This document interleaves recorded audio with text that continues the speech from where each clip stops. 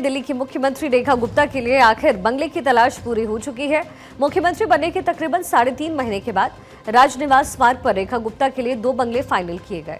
बंगले 4 BHK वाले हैं और इन बंगलों की पहले से मरम्मत और रंग रोगन का काम किया जाएगा। गुप्ता पहले ही उस बंगले को ना कह चुकी थी जिसमें मुख्यमंत्री के तौर पर अरविंद केजरीवाल रहा करते थे। बीजेपी इसे शीश महल कहकर पुकारती थी। रेखा गुप्ता के नाम सिविल लाइंस में राजनिवास मार्ग पर 2 बंगले और इसके साथ ही 4 एकड़ में फैले इन बंगलों में से एक का इस्तेमाल रेखा गुप्ता सरकारी आवास और दूसरे का कैंप ऑफिस के रूप में करने वाली है।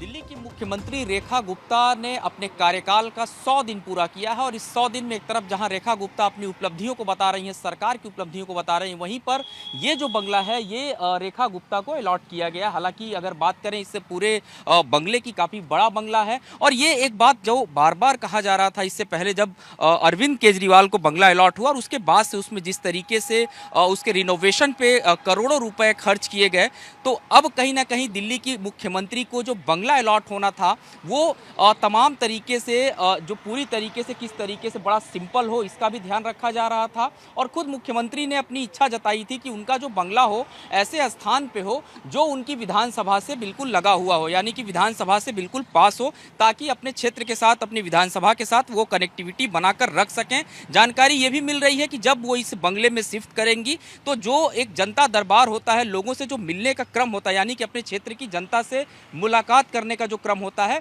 वो भी यहाँ पर बरकरार रखा जाएगा। सभी के लिए ये बंगला खुला रहेगा, मुख्यमंत्री के लिए लगातार वो लोगों से मिलेंगे भी। और इसी रोड पर अगर हम राजनिवास मार्ग की बात करें तो जो दिल्ली सरकार में जो मंत्री हैं रविंद्र इंद्राज, उनको भी बंगला अलॉट किया गया है। दिल्ली विधानसभा के जो और भी स्पीकर की बात करें उनको भी बंगला अलॉट किया गया। तो अगर हम कुल मिलाकर के कहें तो जो 100 दिन सरकार के हुए हैं, अब इस 100 दिनों के कार्यकाल के बाद दिल्ली की मुख्यमंत्री रेखा गुप्ता इसी बंगले में जल्द ही शिफ्ट करेंगी और यहीं से अब वो तमाम अपने जो विधानसभा से जुड़े कार्य हों या फिर सरकार से जुड़े कार्य हों उन पर भी लगातार वो मॉनिटरिंग करते नजर आएंगी। कैमरामैन सिबली के साथ गौरव मिश्रा, भारत 24, दिल्ली।